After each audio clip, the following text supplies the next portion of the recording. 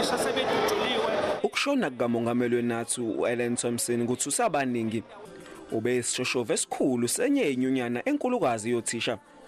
uThompson waqoka njengomongameli weNATU ngo-2018 okwamenza umongameli we-14 kule nyunyana. Phambilini wayisekela mongameli kuSipho Sethu Ngcobo. Ngo-2019 wasinda ehlaselwa ngabantu. Abamaziyo bathi bengumuntu obekhuluma kuzwakale. Imbangi zakhe zimesaba. Ngaphansi kobuholi kubaNgcobo, uThompson waba ubuso benyunyana.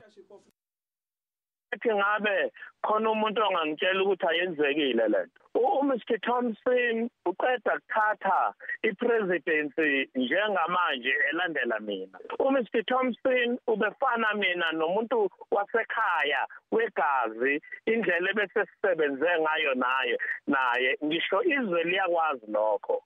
Ngenxa yalokho nje into le ayivumi ukukholakala. It's a very sad news indeed. Our president is late, Mr. S.A. Thompson, and we are now going to the family to send our condolences and then to find out about the logistics of what happened and everything. Umndeni awukayidaluli imininingwane yomncwabo. Bongani Gema indaba ze SABC eThekwini.